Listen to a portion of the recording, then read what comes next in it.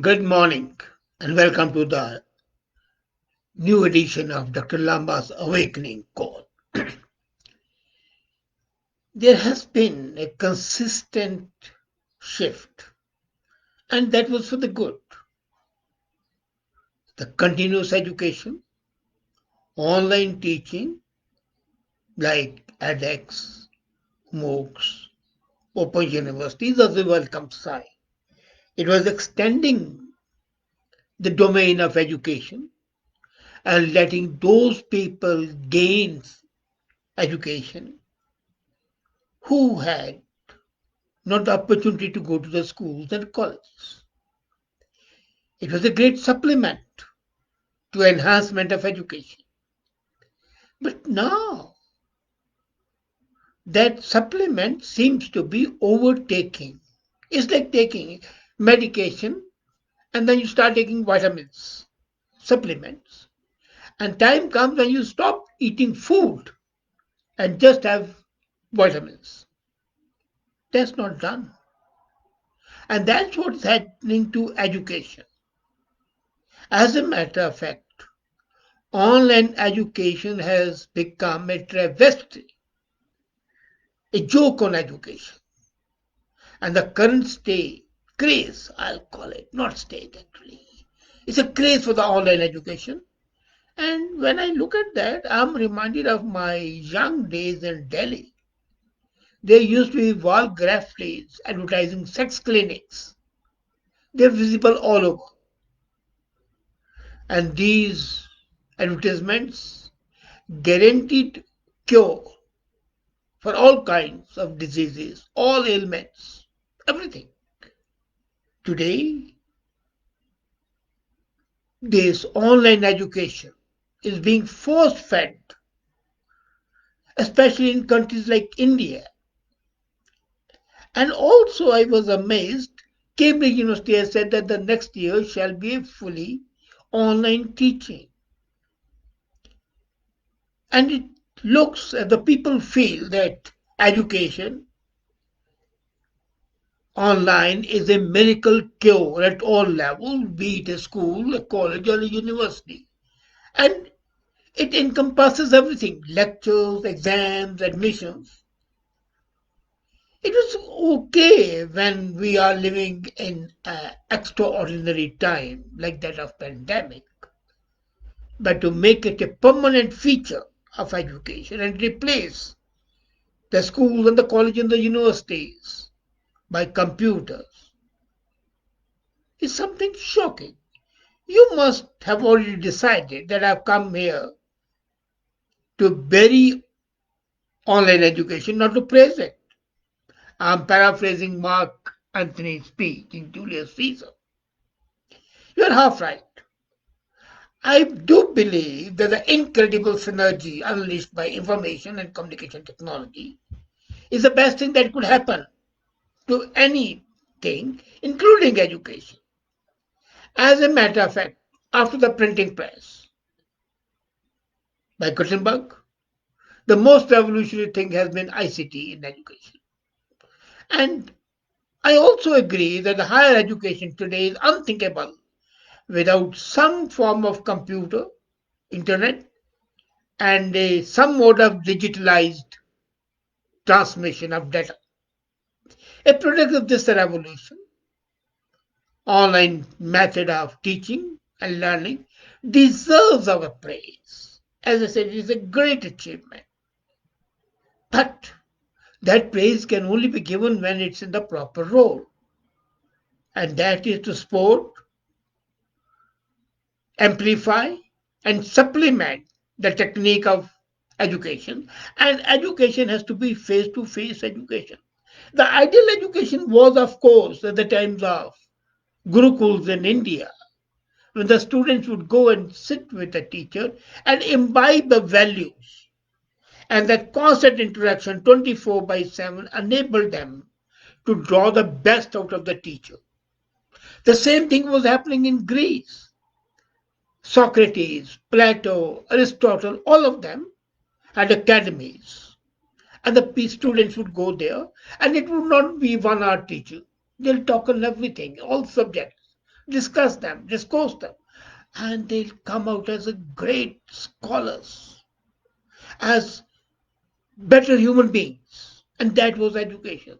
The latent qualities would be exploited, explored, enhanced, and sky was the limit for the learning.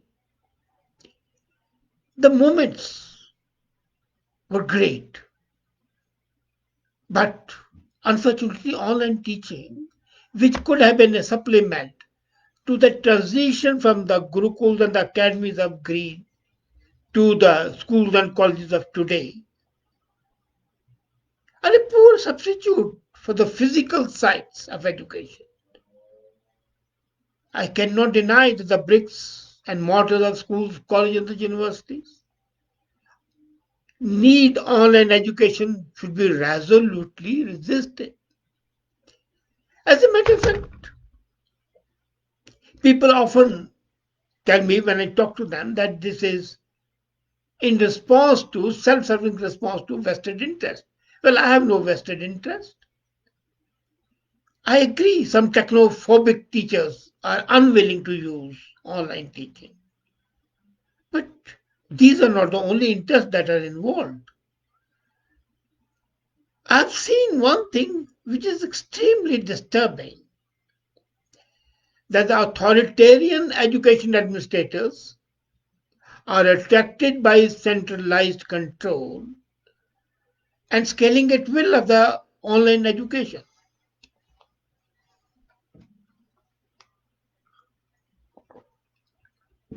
And educational entrepreneurs have been trying to invest, rather harvest, the billions promised by massive online course,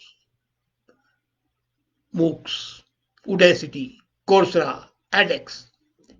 And pundits are now predicting that the post-pandemic tie-ups between IC giants like Google and Amazon and premier education institutions like Harvard and Oxford will launch a new era of integrated hybrid online learning.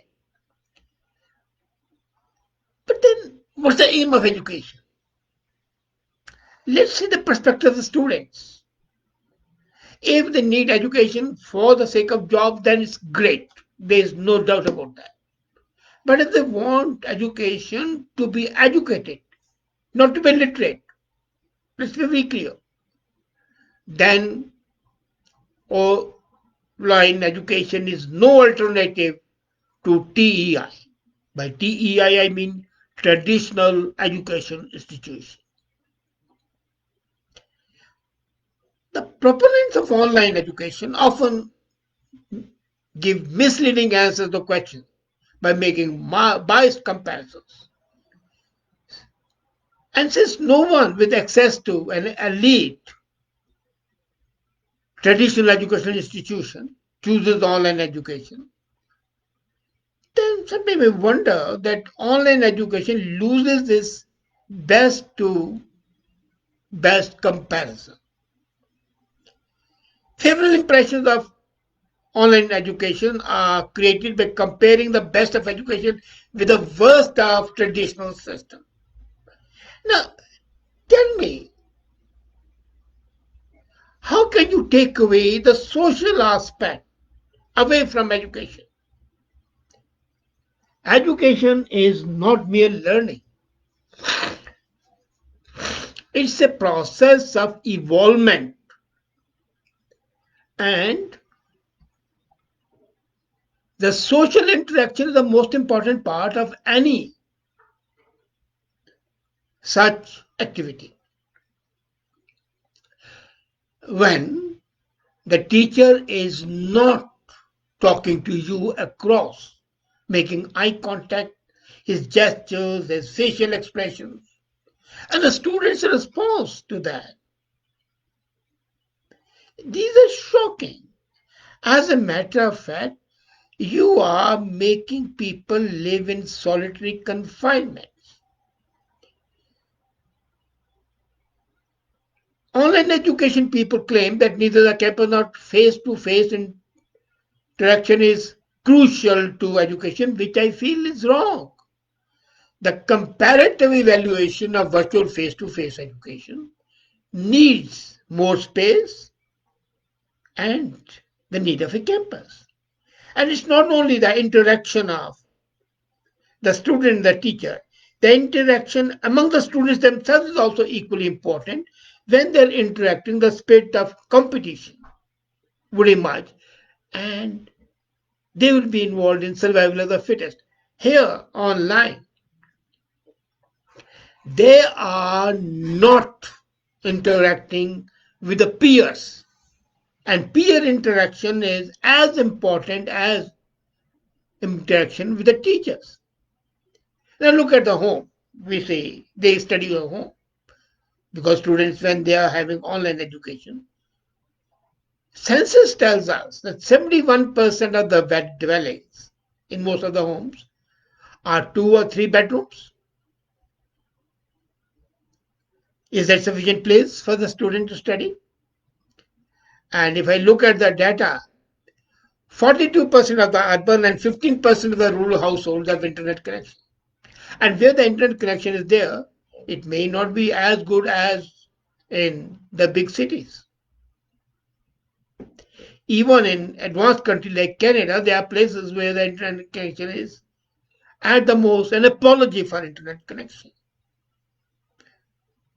And in countries like India, where only 11% of the rural areas have the internet connection, how do you expect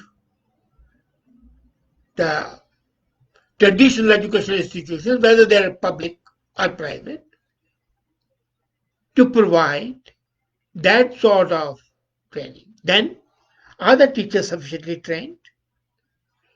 I admit that with the capabilities like Zoom and others, you might be able to give a semblance of social and human reaction.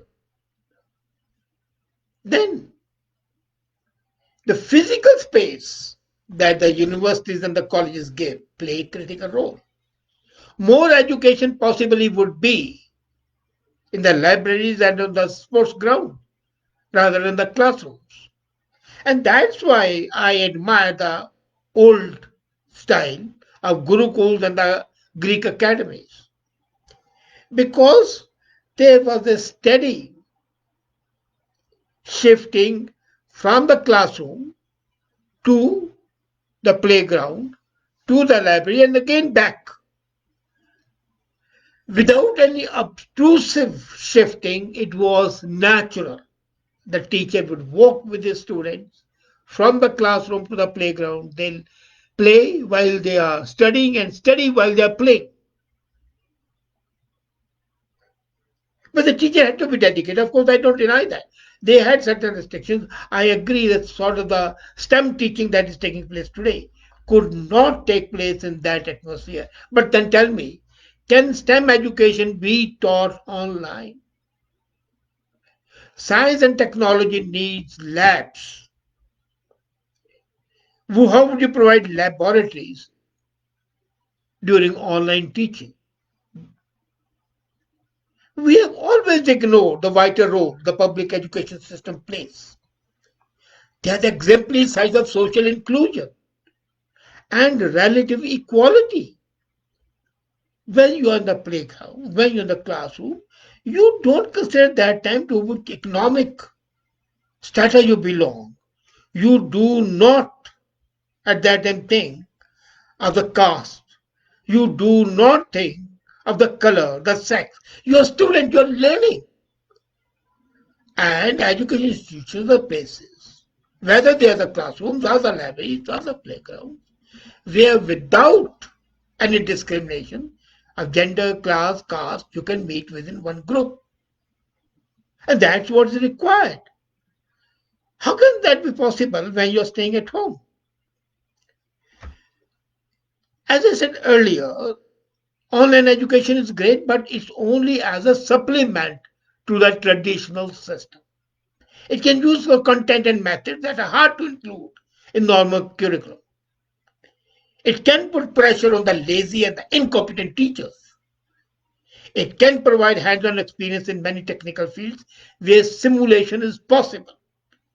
But it cannot be the sole purveyor of education. It is a powerful accessory for the affluent student. It is not what is required in education. I'm quite being quite blunt. And I just received a message, very, and I'd like to read that from Dr. Azad Kaushik of Gulf University. And he writes, I concur that online education is no substitute for real education, where interaction with professors is an enriching component. In fact, online education has become a means of making money for the universities and now the corporations where efficiency and profit matters. The universities must not be Walmart. This is what I was saying, that there's going to be connectivity between Amazon, Google, and Harvard and Oxford. They'll use the names of those prestigious universities and exploit that commercially without importing the sort of education that was being provided. You see, there's a mirage of the cashless economy, which was good, but not enough. And OE should be proactive, and it is going to be what I call it, again drawing on the Greek mythology, the proactive Trojan horse smuggled in pandemic conditions, and is going to abrogate the state's commitment to public education. It shall not be public education, it shall be a commercialized venture. And then, who decides when we have? I'm not cynical, I'm being realistic. Unless you resist the persuasion today of this siren, this sort of cure all is not going to help. As a matter of fact, we have to reach a compromise where online teaching has to be handmaiden of the proper socially interactive education system. As far as a necessity is concerned, as far as a supplement is concerned, as far as a vitamin is concerned, it's welcome as an alternative to the food for brain, for the food for the soul, for education. And education means developing your latent qualities. Educate is to draw out your qualities to enhance them. This sort of education is going to be a disaster for the minds, and it will stultify the brains. And all talks of the humanistic attitude and liberal attitude will be confined in the dark abyss of ignorance. Think again about adopting and embracing online education as a panacea for all ills of education. Thank you.